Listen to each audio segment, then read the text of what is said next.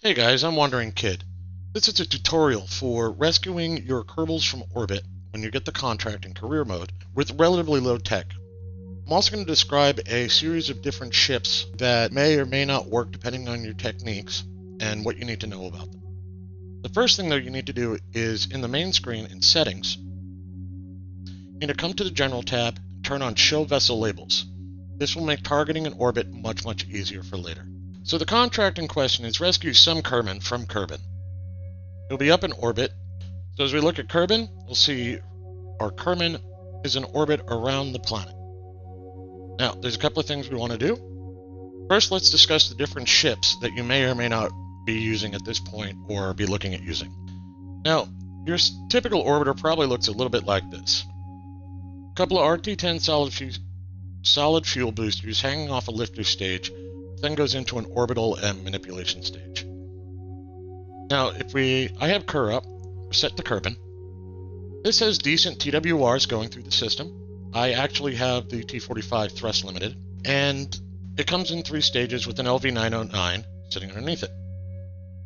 Simple enough lifter, we get 5.665. Now, if you have either the Staputnik or the Octo open, to convert this to be able to go and rescue a Kerbal is actually relatively simple. Take off your parachute, flap your Octo across the top, put on a parachute. Not much Delta V was lost. The only thing here that you also need is a couple of solar panels. Congratulations, you've converted this into a rescue ship. Once you're in orbit, it should only take you 500 or 600 Delta V maximum to rendezvous, pick up your Kerbal, and get back down. The problem is, if you haven't gotten up to Tier 4 and Tier 5 science for either the Staputnik or the Octo, and only use the Staputnik if you're familiar with flying without SAS, you need to use a dual capsule launcher, and these things are heavy. So it's not as simple as simply slapping on an Octo. When you slap on that second command pod,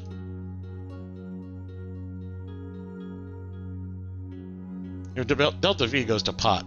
That's really not enough VIG to really be able to go where you need to be. Also, we're a little low on parachutes down here. I slap on an extra parachute. I'm barely making orbit. So we need to come up with a different design. So what we're looking at here is basically a Noodle rocket. Noodle rockets are just big, long, and skinny. Comes in weighing at 17.7 tons. It's 15 parts. It fits within our needs. It's only 17 meters high. How is this built? You take a look. We have one parachute and another one here as a radial. Underneath that,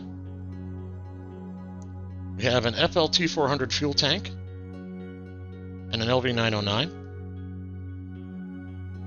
That's separated. Below that, we have an 800, a 400, and a 200 hooked up to a T30. Note it's not a T45, it's a T30. You need that for your thrust to weight. And then you have a solid fuel booster sitting underneath it on a separator. This gives you reasonable TWR. The reason we do it that way is, if you'll notice, this is a stripped down version that doesn't try to use the RT-10 underneath it. It's just all fuel with basically the same lifter on top. But its TWR is 1.23, even though the Delta V matches. Just confirming we're on Kerbin here. So with that TWR of 1.23, you're going to lose a lot of fuel trying to lift off. You're not going to get your full Delta V out of it. That's why we're going to go with the booster that we kick off and then come back to it. So we're back to the Noodle design. We're going to go here in the crew. We're going to make sure we have an empty seat. I like to stick Jeb in the bottom one. Make sure you bring a pilot with you, even if it's not Jeb. Let me show you how this flies. Now, one of the things we're going to do is we're going to partially imitate a gravity turn. I'm not great at these, but we're going to try and save what Delta V we can. So the highest science tier you need to copy my design exactly is Tier 4, Advanced Rocketry, to get the FLT 800 fuel tank. two 400s are the same thing as a single 800. It's just one higher part count, so don't worry about it. The big ones you're going to need are from Tier 2, which is the LV909 and the radial mount parachute.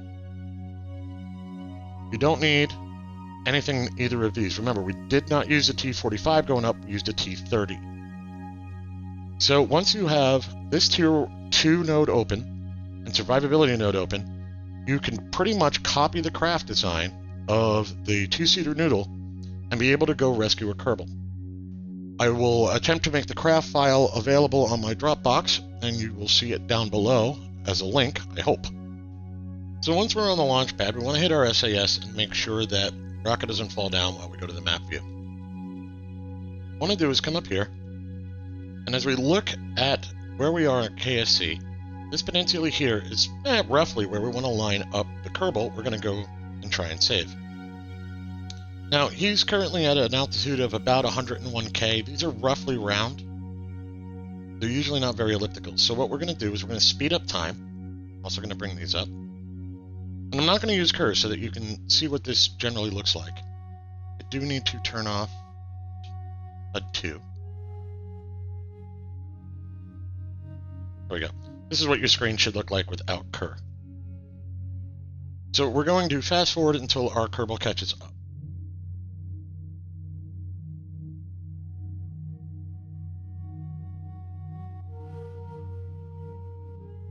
So roughly about there. And now we're going to go take off. We're going to imitate a gravity turn, somewhat. I'm not very good at them. But we're going to use it to try and save ourselves a little extra delta V as we go up. First thing we're going to do, though, is we're going to ride this RT-10 out and just get some altitude and try and get a bit out of the suit before we go anywhere. Now, with that having given us a jump start and our throttle at 100%, we're now going to ride this up to approximately 7 to 8K before we start turning. Now we've hit 7K and we're going to start slowly coming over. We're not going to hard over to 45 degrees, partially because this rocket is not very stable with a T30 on the tail. It doesn't have gimbaling. So we're using the reactor wheels only on the top two compartments here. And you'll notice I'm just still kind of coming down past 10K. And as we get up near 20K is when we're going to start turning again. And we're going to bring it down to 30 degrees. We're worried about this altimeter here. Don't worry, we're not worried about being orbital yet. We certainly don't have an apoapsis worthy of talking about.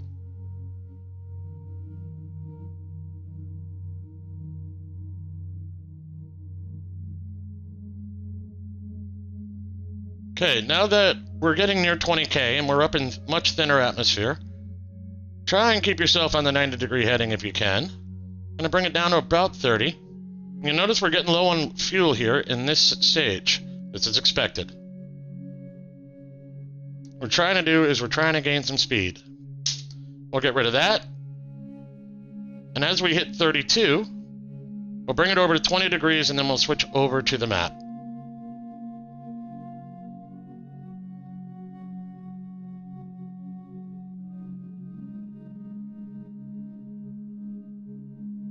So now in map view, you'll notice Furford Kerman is getting a little ahead of us, and that's what we want. And we're mostly going horizontal now to gain speed, and we're still gaining height. And the idea here is to try and save fuel by getting both height and orbital speed simultaneously. Now with our apoapsis at a reasonable height, you'll notice we have a decent amount of arc here. It won't take us too much to clean up our orbit. What we'll want to do is wait until our altitude gets up into space, aim just a hair under the horizon, and we'll start burning towards our apoapsis until it starts running away from us. The reason we're going to aim a hair under the horizon is because we want to actually aim across at the apoapsis instead of up along this route, because we don't want to push the apoapsis up, we want to gain sideways speed. Technique to do that is once you start burning, you highlight your apoapsis and you determine whether it's going up or down. If it's going down, you've dove too much towards the ground. If it's going up, you need to lower yourself towards the ground a bit. So we're going to start burning. As you can tell, I'm going up, so I need to push this nose down a hair.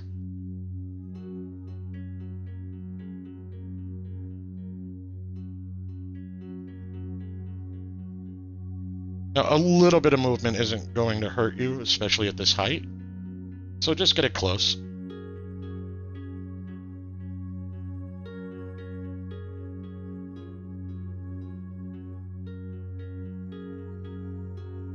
And if you see the apoapsis start to push away from your vessel, if it starts getting further, that's when you're close. You want to stop. Like, now you can see it starting to move away from me.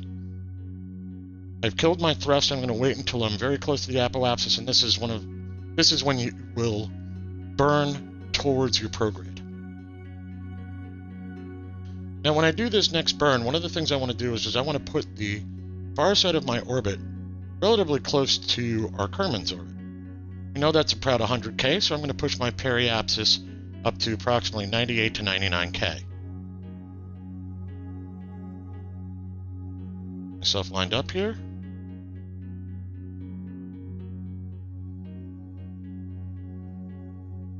Start a full-on burn. My periapsis is going up. I'm going to bring the speed down a bit. There we go. 99.5. Now we want to keep our orbit underneath Kerbals' orbit so that we catch up to him since we're going faster in the lower orbit. Once I get around to apoapsis, I'm going to push this side of my orbit up to roughly the same.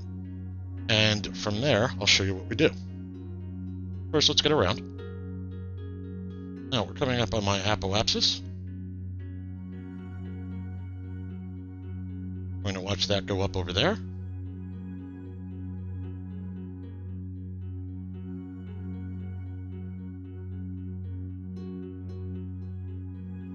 There, 99.4, 99.6, roughly circular. Now, Surford Kerbal is in an orbit just outside of our orbit. We take a look at our lines. I'm not exactly lined up with him. At some point here, I'm going to have to figure out our ascending-descending nodes, which will be around the side of the planet, so I can try and line my orbit up a little tighter with his. Now, since I'm below him when I'm looking at the sun, when I hit the next node, I'm going to need to go anti-normal. That's normal. There's my anti-normal. So what we're going to do is we're just going to follow this around. Okay, I'm roughly where our two orbits have met. I'm going to push my orbit down closer to his.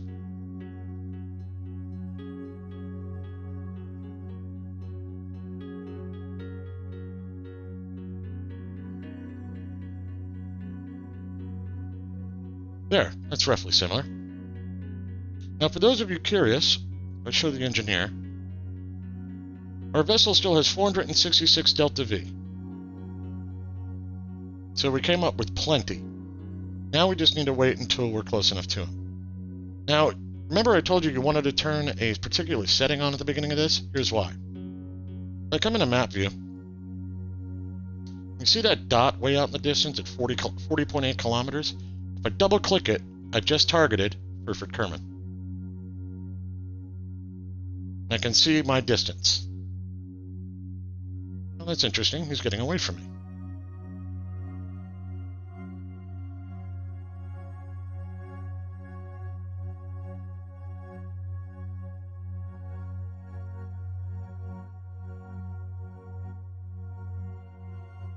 The reason he's getting away from me is his altitude is actually at 99K, not 100 to 101K. I actually need to bump my orbits down a little bit here. Not by much, maybe a K or 3. So switch that off of targeting. I'm going to go, not prograde, retrograde. I'm just going to drop it a hair. So 98K. Depending on how things look here shortly will depend on what I need to do next. Now if I take a look, our distance is still going up slightly, but that's to be expected because this side of the orbit is still a little off. So if I start warping up,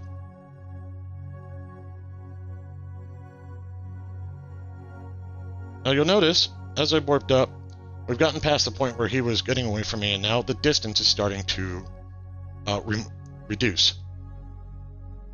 What we're going to do is we're going to watch for this reduction, and once it reverses, once distance starts increasing instead of decreasing again, we're going to switch here to target mode, and we're going to cut our relative speeds to 0, and then I'll approach him. First, we have to get around the planet.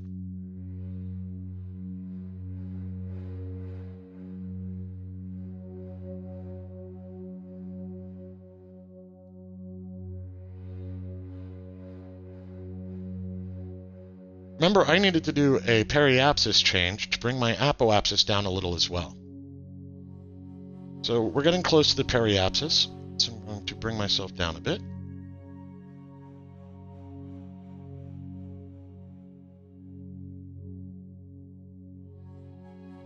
And I want to slow that down just a hair as well so that I'm always underneath him in the orbit. There, 98, 97. This will be a slow approach, but it will be an effective one.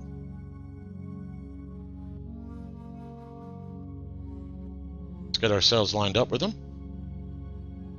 And we're going to zoom time again.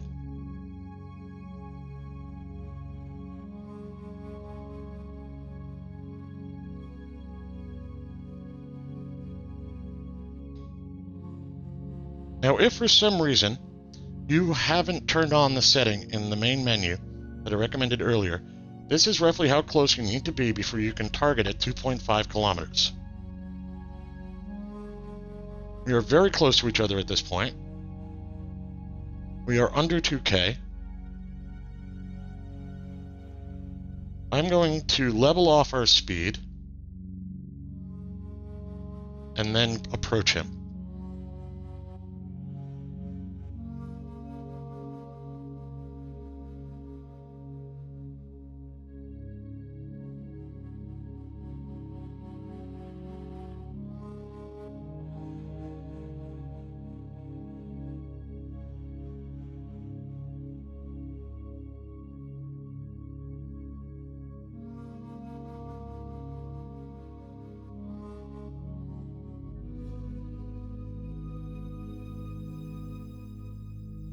So now we're just going to continue on like this. If for any reason our distance starts increasing or I get under 100 meters, I'm going to, again, level off our speed and start an approach again. Our distance is once again increasing, so I'm going to stop our speed change difference.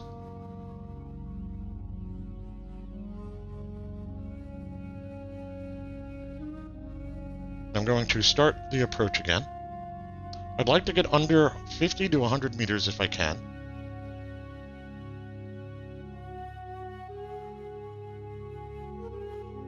At this point, it's probably not worth time zooming, but through the magic of editing, we'll zoom.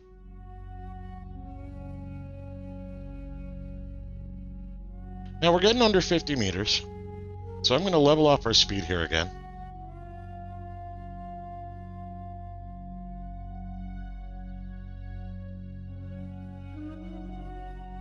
Now I'm going to switch out of map view, and there's our rescuable Kerbal. Now, hitting the bracket key, I can switch over to him, hit R to turn on RCS, hit space which will level him off, plus zooms him in, and we'll just bring him over to the ship. Even though your Kerbals are unable to EVA on their own right now, outside of the pods, this EVA does have juice.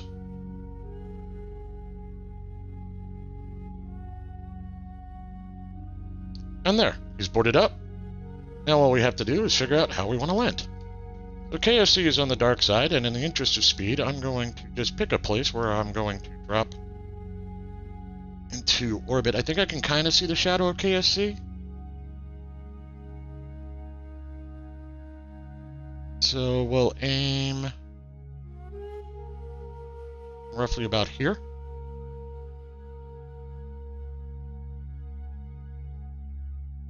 Now at this point, we might as well burn off all the fuel, because we don't care about it anyway.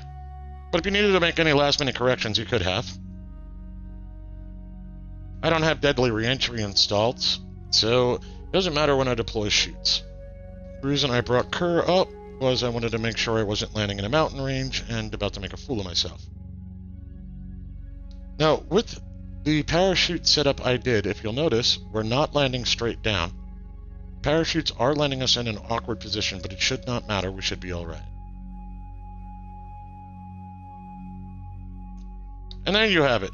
One rescued Kerbal. Jeb's gone for an orbit. I wasn't too far from KSC. That's not too bad. You recover 2,300 or 2,400, probably about 3 grand if you get closer to KSC, maybe 2,500, 2,600 from the trip. And you've gained a crew. And so we have a successful rescue and hopefully a successful tutorial. If you have any questions, leave a comment down below. Thanks for watching. See you next time.